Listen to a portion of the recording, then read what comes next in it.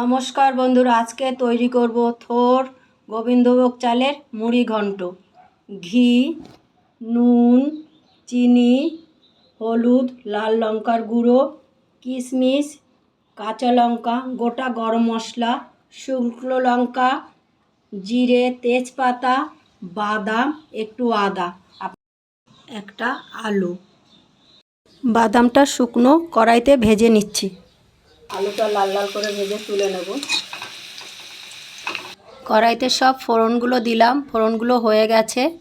এখন থোর আর চাল দেব। একটু নাড়াচাড়া করে চাল দেব।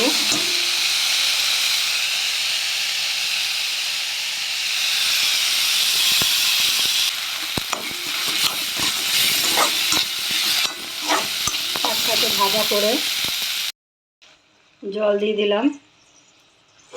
এখন ঢাকা দেব। সিদ্ধ হওয়ার মুখে এসছে। বাদামগুলো দিয়ে দিলাম, আলু দিয়ে দিলাম,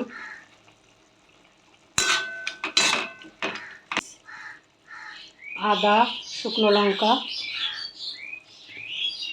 কিশমিশ, আদা, লঙ্কা, চিনি দিয়ে দিচ্ছি। রান্না আমার তৈরি, পুরো রেডি হয়ে গেছে রান্নাটা। আমি এখন নামাবো। একটু ঘি দেব। বন্ধুরা, তৈরি হয়ে গেছে আমাদের থোর দিয়ে গোবিন্দভোগ চালের মুড়ি ঘন্ট।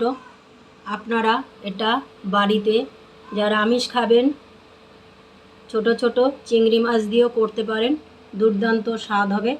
যারা থোর খেতে পছন্দ করেন না, এইভাবে করে দেবেন, সবার ভালো লাগবে, বাচ্চারাও ভালো করে খাবেন। আপনারা একদিন বাড়িতে তৈরি করবেন, খুব সুন্দর স্বাদ হয়। দেখুন কত সুন্দর হয়েছে।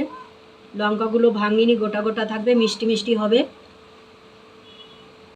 দেখুন, পরিবেশন করার জন্য প্লেটে সাজিয়ে নিয়েছি খাবারটা। থোর গোবিন্দভোগ চালের মুড়ি ঘন্ট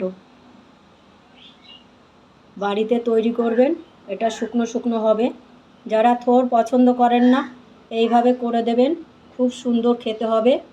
এই রান্নাটা 3-4 জন খেতে পারবে।